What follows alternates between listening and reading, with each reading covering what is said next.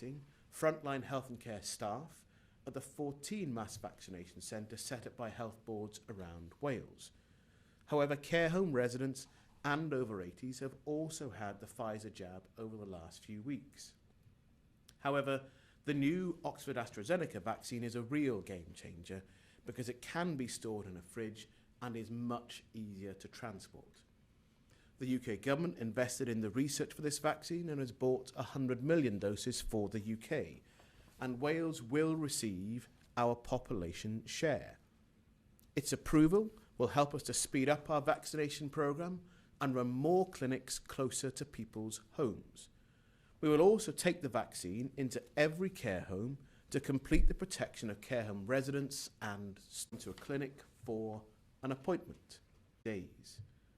Everyone will get 2 doses. The second dose will be given up to 12 weeks after the first dose, in line with the latest advice from not just the JCVI, but from all 4 chief medical officers from across the UK. These 2 vaccines offer us a path out of this pandemic, but it will take a huge effort and time to vaccinate everyone. We are not out of the woods yet. We all need to keep on taking steps to protect ourselves, our families, and each other for some time yet, especially while cases of coronavirus remain so high. That means keeping the number of people we are in close contact with to an absolute minimum. It means keeping our distance, washing our hands, wearing a face mask, and working from home wherever we can. It means keeping ourselves safe. We'll make efforts to publish the broad text of that so people can see the information even if they haven't had their own hard copy yet. I am going to be not just attending and chairing some of the weekly vaccination programme board meetings here in Wales, but also I expect we'll be able to provide a series of milestones, so we'll be able to indicate when we're able to go through not just the numbers of people overall, but when we do reach, for example, that's getting to all our care home residents or to deal with all of our paramedics, so people can see that we're working through sectors and doing so. And I think that I'll be able to do that, providing us milestones of achievement, but also an update. Because every week we'll publish information on numbers, and each week I want to give a better indication of how we're going through all those occupational groups. But I think we're going to reach at about the same time as every other UK nation the completion of not just care home residents, but people in the first categories, the first priorities that we're currently vaccinating. So I appreciate everyone has questions, but I think that people at the end of this will see that we have not been behind the pace, and actually the significant acceleration that we'll see over the coming weeks will give people an even greater measure of confidence about the coming months ahead. Thank you, diolch. You said in your opening comments that the number of cases in Wales continues to be far. The NHS has been under over the Christmas and New Year period.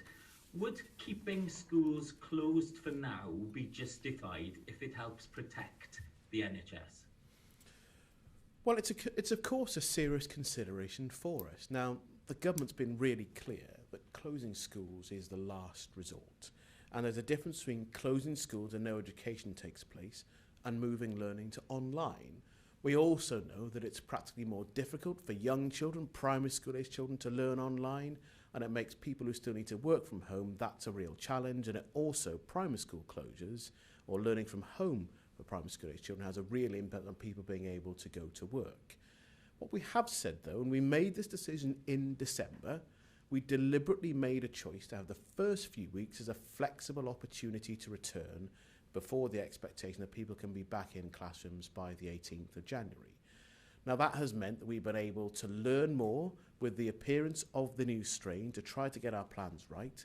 And as the First Minister said yesterday, if the evidence changes, then we'll have to take account of that evidence, and that may lead to a different choice.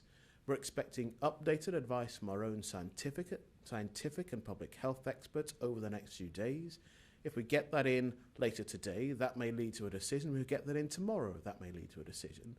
But I want to be really clear, the deliberate choices we're making are always underpinned by evidence. Ministers act on that evidence, make choices, And as you'll know, we've been very open in not just sharing information with stakeholders when it's available, but in publishing information on a regular basis. So any choice we make will be underpinned by evidence, and we share that evidence with the wider public. Thank you, Owain. I've now got Adrian Masters from ITV Wales. Thank you, Minister. Can I just pick up on your last answer and ask you to clarify, does that mean that you in the Welsh Government are rethinking your plans for schools and for a return to schools? It means we're doing what we said we'd always do. And we've always said we'll be guided by evidence. And I must have said in not just these briefings, but in countless other interviews, that if the evidence changes, then you have to be prepared to change your decision. But at this point in time, we're working with the evidence that we have, and we're looking to understand the updated evidence we expect to get in the next day or two from our own scientific experts and public health advisors. And of course, we made a choice in the last week of the December school term to move high school learning to distance learning because we could see the evidence in front of us of a rising tide of infections and the impact that was having. So we acted promptly at that time, and that was difficult, a difficult choice for ministers with a difficult practical impact for parents, teachers, and of course learners as well. And within this, we're having to balance all of the different harms. We can't allow our NHS to be overwhelmed because we know that would cause significant harm to not just people working in our health service, but people who need our health service, and frankly, within the wider country too as well. Distant picture that we will learn from the evidence, we'll take account of the advice and the evidence we get, and we'll then make choices. So it's exactly in line with what the First Minister said yesterday, and exactly in line with how we've behaved throughout this whole pandemic in trying to have a proper evidence-led approach to keep people safe in schools in the wider country. Thank you. And if I could go back to questions about the vaccine. When a person has been vaccinated, can they go back to behaving the way they did before the pandemic? No. It's really important that we understand that if you've had the vaccine, that it will give you a measure of protection. What we don't yet know, though, is if that means that you can't pass the vaccine on to other people. There are many other vulnerable people out there as well. You could give potentially coronavirus to. But it's actually the start of allowing us to be able to make more normal choices in the way that we behave in the months ahead. And we really are talking about the months ahead to get significant coverage of the vaccine, not just to save lives in the interim for people who have had the vaccine, but to allow all of us to make different choices. And I'm just as keen as anyone else is to have a different way of living my life as well as everyone else in the country. These are extraordinary measures to live with. But if we can't persuade all of us to make those choices work, to reduce our contacts, to limit the spread of the virus, then we will lose many more people on the road that lies ahead. And that's what's at risk for all of us across the country. Thank you, Adrian. Now got Dan Bevan from LBC. Thank you very much, Health Minister. Good afternoon. Wonder if I can combine the two key topics today, vaccines and schools, with my first question. The vaccine rollout today, no one would say that isn't good news. It's a vaccine that we've got a lot more doses of than the first Pfizer-BioNTech vaccine that was rolled out initially. But with the schools issue cropping up, it's something that we've seen since the start of this pandemic about whether schools are safe to reopen in the toughest restrictions. Surely an immunisation programme for teachers would help put that to bed and at least stop disruption probably into next school year. I think there are 2 points there in respect of your question, Dan. The first is about the safety of schools, and actually we have good evidence. It's a credit to teachers and education leaders and school support staff more generally that our schools have been environments where learning has taken place and where we don't have evidence that there's been transmission between pupils and staff. And that shows the control measures that have been put in place have been largely effective. And that is to the credit of people who are running our schools and the way that our learners have behaved as well. It's really, though, the larger concern about the impact of school opening on the more opportunities for adults to mix. That's both some of the mixing in the school as a workplace itself, We've had some outbreaks where there's been a breakdown in social distancing, but it's actually about the reality that people who would otherwise be at home, if children and young people are at home and not in a school, are able to go out and mix with other adults. And that's been the bigger concern from our scientific advisors about the impact on the transmission rate of having schools open or moving to distance learning. So it isn't about the safety of the school itself, it's about the broader impact on community transmission. And when it comes to vaccination priorities, as I've said in the written statement I've issued today, as you'll have heard today from Dr. Gillian Richardson, who's a senior responsible officer in Wales for the vaccination programme, and as indeed is set out in the JCV advice endorsed by all 4 of our chief medical officers, including the people that we know are part of the more than 3,500 Welsh citizens who have lost their lives in this pandemic. So it's not as simple as saying, fix the problem by changing the priority list. This is all about how we save lives within the unfinished pandemic that we are all living through. Thank you, Health Minister. And it's pretty clear from what you've just said there, and also from what the First Minister has said over the last couple of days, that we're very likely to see an extension of the current restrictions, at least for another 3 weeks. And with that in mind, people are much more likely to follow those rules if they know there's light at the end of the tunnel. Do you agree with your UK government counterpart, Matt Hancock, who told LBC this morning that he's thinking that perhaps by Easter time, there will begin to see signs of improvement, that there could be some more normality?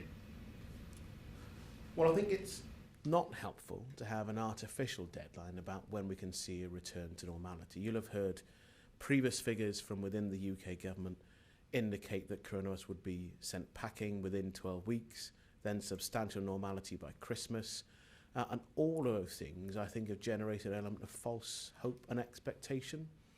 What I think we all need to concentrate on is that the pandemic is still with us. It is still very much here. That's where we all need to live our lives in a way that reduces contact for all of the harm, the pain and the frustration that causes, because that's how we'll keep more of us alive and well to be able to recover together. The second is there really is light at the end of the tunnel, because we have 2 vaccines that are available. We'll see increasing numbers of those vaccines delivered over the coming weeks and months. More of us will be protected from harm, and that in itself is in many ways the biggest factor in allowing more normality to return. When we get to Easter, though, of course, Easter is taking place in spring, and we know from the first period of time that as the weather starts to change, as it's more likely to be warm, as it's more likely to be dry, we're likely to have a different range of choices available to us. But I don't think we should set an artificial deadline within the period of the year when people can aim to do different things. It's really about us all in the same direction, because the more we can do together, the quicker we'll get out of this, the quicker we will have some return to normality. Thank you, Dan. I've now got Will Hayward from Wales Online. Thank you, Health Minister. Given that the new strain of the virus is prevalent enough in North Wales to still be driving rising infection numbers, have you considered a more local approach or travel restrictions to keep it contained, and are these measures likely? There should be no need for travel restrictions, because the current position with Wales at level 4 is a general stay-at-home requirement. Not advice, not guidance, a requirement, because that's what the law provides. So actually there are already travel restrictions in place, because unless you're leaving work for essential purposes, as I have done today, those people are essential workers going to health and care system or police services, well, that's essential travel. Driving, for example, to a mountain in Snowdonia or Penarvan or a beach in West Wales is not essential travel, is outside the rules and outside the current restrictions that the law has already provided for. So that's the position that we're in. And actually, the best way to reduce the spread of coronavirus, either the previous dominant strain or is actually to do the right thing we've been asking people to do all through this. So it's about reducing your contacts to a minimum, about wearing a face mask when necessary. It's about washing your hands regularly. It's about not touching your face, or having good ventilation. All those things are effective control measures for the new strain as well. We need to follow that advice and guidance and do the right thing even more rigorously. That will lead, I think, to more panic and more lack of understanding. I think people want clarity, But I also think most people understand that you have to have the evidence and advice to be able to make a choice on. And that's where the government is. And as I've said, when a decision is made, you can expect to hear that from a Welsh minister. You can also expect in a brief period of time afterwards to have the evidence and advice published as we have done throughout the pandemic, and indeed that of course will be shared with stakeholders when we have something to share with them, and that's the way we'll need to do it. So I appreciate this is uncomfortable for everyone, whether you're a member of staff in a school or whether you're a parent, as I am, or whether you're somebody who's just generally anxious about the picture and whether we need to do more to reduce the spread of the virus. Actually, the biggest measure we can all take to help reduce the spread of the virus to ask ourselves, am I doing the right thing? Not does someone else need to do something, but what can I do to play my part in helping to keep Wales safe? Thank you, Will. I've now got Lydia Griffiths from S4C. Diolch, Weinidog Iechyd Pnawn Da. I've spoken with frustrated gym owners who think it's unfair that they have to close their doors while fast food chains remain open for being classified as essential. UK actives say they're disappointed that gyms remain closed as the evidence remains that gyms continue to have a very low prevalence of COVID-19 in their facilities. Do you accept these points, and when will the Welsh Government include gyms as essential businesses? Well, I understand there are many sectors who will point to the fact that their area of activity makes a relatively modest contribution to the transmission rate. And at the start of this, we're talking about the high coronavirus numbers. We're talking the pressure on our NHS. We're talking about whether we'll need to take extraordinary measures to change the way that schools operate. It would be an unusual thing, I think, to open up other areas of activity while we're contemplating further restrictions, because the continuing impact of coronavirus within our communities. This is difficult for all of us, and I really do understand why people who want to go to the gym, I recognise it's physical. We are in an unprecedented pandemic that has taken the lives of more than 3,500 Welsh citizens. We have more than 2,700 Welsh people, well, around 2,700 Welsh people in a hospital bed today. We are operating critical care at about 140% of its usual capacity. That's why extraordinary measures are being taken. And I hope that people, whether you own a gym or use one or not, but across the whole public, will understand why these extraordinary measures are in place. They'll be in place for as long as they're all of us safe, and that's the base upon which this government is acting. Diolch yn fawr. Over the weekend, North Wales Police said that officers had to turn away people who had broken stay-at-home rules to walk up Snowdon, with similar incidents in the Brecon Beacons last week. Do you accept that people simply aren't following the government's rules anymore, and will you be taking any further measures to tackle this? Well, actually, the great majority of people are following the rules and are doing the right thing. And I'm very grateful to everyone across Wales who is doing that. It's really important that people see the value in doing that, because I think lots of those people are deeply frustrated to see people plainly breaking the rules. And the rules and what's the right thing to do aren't a surprise now. You know, we've been in this position for the best part of 10 months now. You know, when we went into level 4, it would be very difficult to avoid the reality of what's happening, and that meant stay at home. Not stay local, not take a half an hour drive to go to a beauty spot, but to stay at home. We're in an unfinished global pandemic. Many of our people have already died, and many more will do. We all have a responsibility to do the right thing. Thank you, Lydia. I've now got Adam Hale from the Press Association. Afternoon, Health Minister, and Happy New Year to you. Have there been any instances of people in Wales who are not in the initial priority groups for vaccinations, so people we wouldn't have expected to receive the jab so far, having already received a vaccination for any reason? Well, it's possible that there will have been mistaken instances of people who have got their vaccine ahead of their priority, but I'm assured from the contact I've had with not just Dr. Richardson, but more generally with the programme, that we are getting through the priority groups, as we should do. I've heard, and there's always a danger that an urban myth becomes a wider reality, but it may be the case that someone who works in an admin role in a health service has had the jab when perhaps they shouldn't have done. But the priority is very clear. We're very clear that we're delivering the vaccine to the right people, and we want to accelerate that delivery, as I set out in my briefing here today, but also in the written statement that I've issued for members of the Senate and the wider public. Thank you. One of the accusations you faced as a government during the pandemic has been of passing the buck when it comes to certain decisions.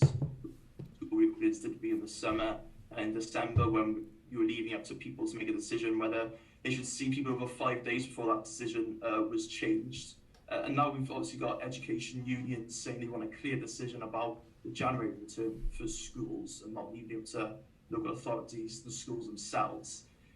Is there a fear here? Is there a case that ministers are afraid of the government taking the blame if it issues? For all of the choices that we make. And even if we wanted to hide and avoid responsibility, that simply isn't possible. And I think that Welsh ministers have been upfront about choices that we've made. We've been ready and available to be scrutinised, and that's involved some very difficult choices. You'll recall it wasn't that long ago that we were facing very difficult questions about hospitality restrictions, whether there was a need. You'll recall the scrutiny about whether we needed to have the restrictions coming into place in North Wales at level 4 at the same pace as the rest of the country. We made those difficult choices, we were accountable for them, and we fronted up to explain what we were doing and why. I believe that we have got the grand scheme of the choices we've made to keep Wales right, and I believe that the people of Wales have responded positively to those choices. The safety of the people of Wales are overriding priority. That's the base upon which we make choices. That's how we look at the evidence. It will continue to be how ministers behave as we play our part to help keep Wales safe. Thank you. We've now got Rupert Evelyn from ITN. Thank you, First Minister. You said at the start that there'd been an increase in the number of people dying as a result of contracting COVID over the Christmas period. What exactly, how do you define the Christmas period in terms of the data at the moment? Well, in the data that we got, I should say, I'm the Health Minister, not the First Minister. We had a contest to sort that out. But look, the data that we can see is if you look at our continuing excess death rates, you'll see that our excess death rates are at a very uncomfortably high level. You'll also see in the, we're asking people to think again about what they're doing. This isn't a virus where people jump up and everything is fine after a few days. The scale of transmission means that more vulnerable people are coming into our hospitals. That's why our bed pressures are so high. And if you were asking me in a normal winter, Rupert, what was our position on the levels of extremity we have? If we had critical care running at 140% of capacity in a normal winter, you'd be asking me about how the NHS could cope this at a time when nearly 2,700 beds are being used to care for people with an illness, a disease, a harm that wasn't here last January. This is normally the busiest time for our national health. This is normally the time we see a significant influx of people coming in to our hospitals in the weekend after the new year. And we're doing all of this at a time where we have such tremendous demand and pressure on our services directly from the pandemic. Looking at the Christmas period, I've spoken with people who give you the evidence that you repeatedly talk about in terms of acting on the evidence. They are concerned that, well, one of two things. One is that you're just not paying attention. Concerning is they're worried that the evidence that they're giving to you is being watered down. So when you sit with your executive, they're not giving you the straight picture. And we published the evidence that underpinned the choice made at each point in time. I think we're being entirely transparent about the evidence we get, and we then, from the advice, ministers then have to decide. So I'm a decision maker, the First Minister is a decision maker, other ministers are decision makers, but the advice we get is crucial in the choices that we make. We'll continue to be transparent in publishing our evidence, and I recognise there are people with different opinions, different views on the evidence available to us, but I believe we are being consistent in moving with the consensus of advice we get from public health experts and our scientific advisors on what we're doing, and that will continue to be the approach that we take. Thank you. I've now got Steve Bagnall from the Daily Post. Thank you, Health Minister, and Happy New Year. Returning to the vaccine rollout, I appreciate you said the aim is to ramp up the numbers, getting vaccinated in the coming weeks, but in Wales, millions will need to get it, and as you say, it's going to take time. Do you have a target you want to get to, say, for example, 100,000 or 150,000 vaccinated per week, and when could that happen by?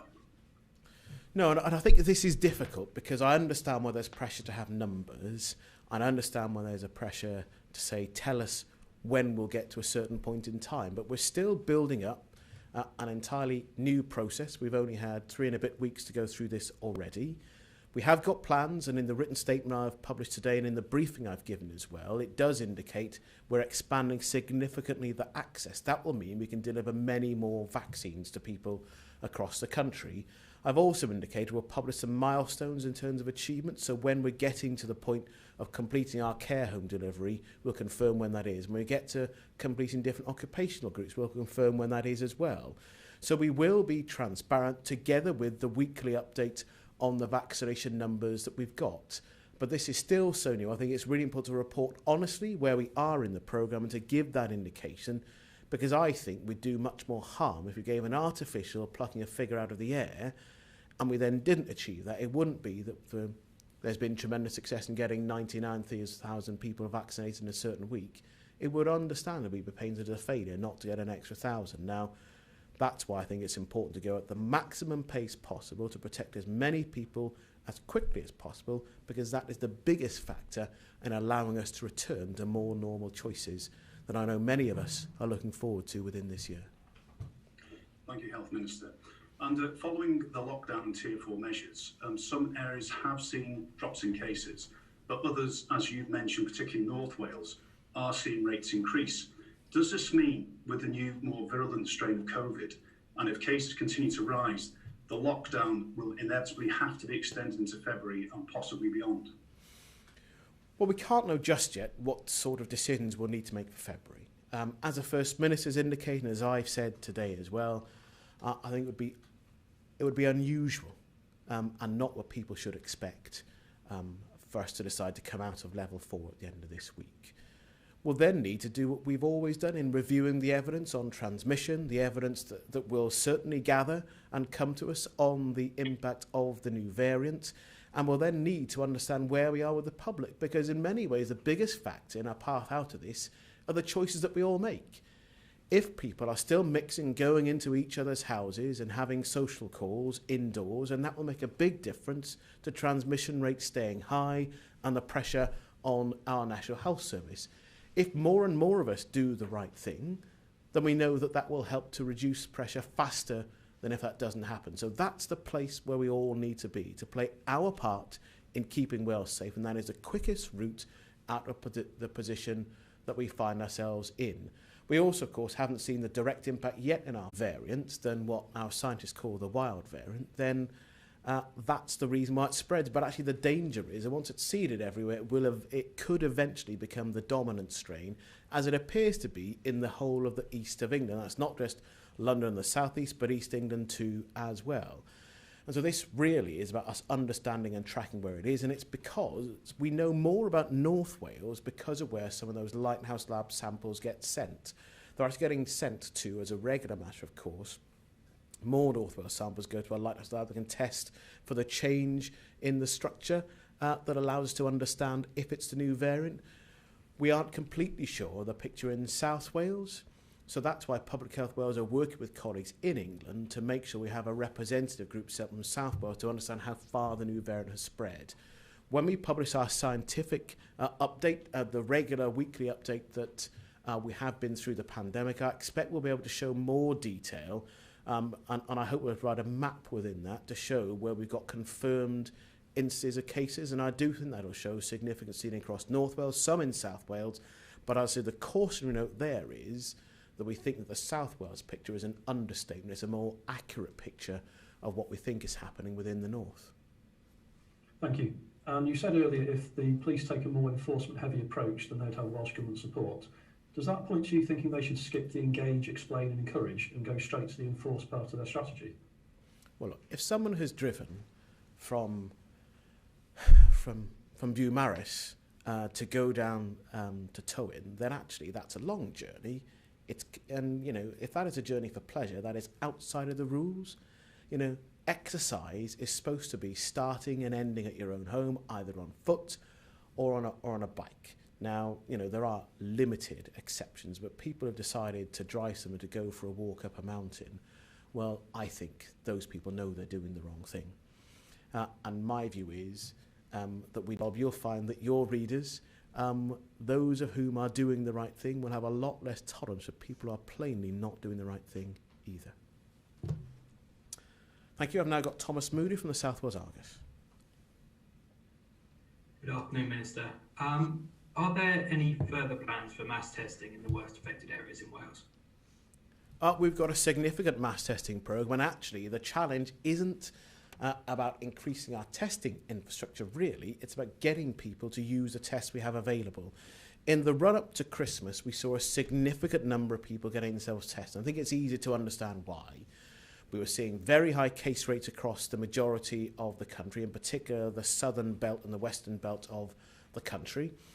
We also know that there were some people who were particularly concerned about getting symptoms checked before Christmas. So we think all those things led to very, very high numbers of people getting tested. We've now seen a significant reduction compared to that in the numbers of people getting tested. I think on today's figures it was 11 or 12,000 people that got tested. Actually, we had other days we had, nearly double that number of people getting tested before Christmas. So there's plenty of capacity within our system. We want to encourage people who have got symptoms, get yourself tested as soon as you have symptoms, isolate as soon as you have symptoms, and follow the advice on isolating and on reducing contacts with other people, ending contacts with other people, because that's one of the key controls to start from today, from the rest of this week. Now, we are expecting production and availability of the Oxford vaccine to be increased more significantly through February and beyond. And that also will lead to us being able to scale up our programme significantly as well. You'll have heard from Jill Richardson, who, of course, is the former Director of Public Health in the Gwent area, talk about the fact that the limiting factor for the next 2 weeks is actually the availability. We expect to see another further step up in the number of vaccinations that are taking place. My understanding is there's likely to be a dip in the supply of the Pfizer vaccine at a period of time in the future, but we'll still be able to protect many more people because of the availability of the Oxford vaccine. Thank you, Thomas. I've now got Tom Magner from Carers World. Thank you very much indeed, Health Minister. About a week ago, the Joint Committee on Vaccination and Immunisation changed the priority list to include carers who are in receipt of carers allowance, or who are the main carer of an elderly or disabled person whose welfare may be at risk if the carer contracted COVID-19. And they appear to have put them in priority 6. This is still 4 bands below frontline health and social care workers. So please can you clarify exactly where unpaid carers are now on the Welsh Government list? And do you think it's good enough if your answer is band 6? Our viewers certainly don't think it is. Well, as I've said before, Tom, all 4 nations are following the advice of the JCVI. It's been endorsed by all 4 chief medical officers, and it is about understanding the relative risks. Can I just examine that in the light of the consultation on a carers national plan for Wales? It speaks of unpaid carers as an informal workforce. We'll leave aside our viewers being angry at being called informal, but is it not possible to view unpaid carers as a workforce alongside paid care workers? And would you accept that's the best approach, really? Well, our frontline health and care workers, if we were to say that unpaid carers are the same risk category as people working in an emergency department or a critical care unit, the evidence doesn't bear that out. And actually, the evidence of the risk that people who are undertaking that activity within our health service, we've seen lots of harm caused by those people, lots of people self-isolating, and it's a big factor in why there's so much pressure on the service, because about 1 in 10 of our healthcare staff are out of the workplace at present, largely because of COVID-related reasons. It's much higher than normal sickness absence rates. And so that underpins why they are further up the list. And then you'll understand, of course, as well, the very clear medical evidence that every Every decade of additional age provides greater risk. That's why people over the age of 80 are in that top priority list and will go through that in accordance with the advice. I know this isn't always what people want to hear, but it's really important to be honest with people, and even when that's delivering news and decisions that not everyone would like to hear. We're doing this on a basis that is underpinned by the medical advice, underpinned by the public health advice on how we protect as many people as possible, how we keep as many of us as alive, as Okay.